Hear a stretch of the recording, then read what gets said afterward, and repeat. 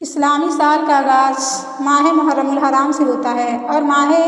ذوالحجہ پر اس کا اختتام ہوتا ہے۔ محرم الحرام سے اس کا آغاز اور ذوالحجہ پر اختتام ہونا اس بات کی علامت ہے کہ اسلامی زندگی کا سفر بھی قربانی سے ہوتا ہے اور ختم بھی قربانی پر ہوتا ہے۔ گویا ایک مسلمان کی تمام زندگی قربانی سے عبارت ہے۔ ذوالحجہ کا مہینہ ہمارے سامنے حضرت ابراہیم علیہ السلام کے عشق الہی کا بے پناہ جذبہ اور حضرت اسماعیل علیہ السلام کی آرزوئے شہادت کا نقشہ پیش کرتا ہے،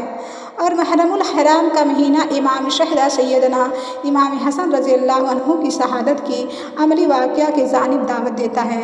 ذوالحجہ کی 10ویں تاریخ کو حضرت اسماعیل علیہ السلام اللہ تعالیٰ کی خوشنودی اور رضا کی خاطر اپنا سر چھری کے نیچے رکھ دیتے ہیں، مگر یہ سر تن جدا ہونے سے پہلے ہی درجہ قبولیت حاصل کر لیتا ہے، اور محرم الحرام کی 10ویں تاریخ کو نامشائے رسول صلی اللہ علیہ وسلم نہ صرف اپنی بلکہ اپنے جگر گوش بھائیوں اور عزیزوں کی گردنیں اپنے مولا کی بارگاہ میں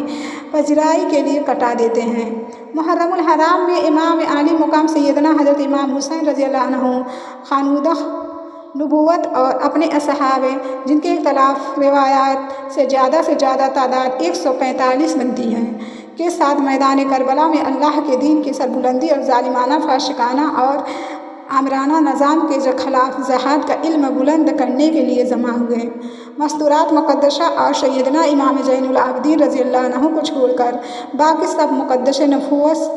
جام شہادت نوش فرمائے گئے۔ یہ تاریخ انسانیت کی ایک بہت بڑی قربانی ہے جو ماہ محرم الحرام میں پیش آئی، اور اللہ تعالیٰ نے اسے امت مسلمہ کے لیے تابعدار اسلام کے شاعر میں داخل فرما دیا۔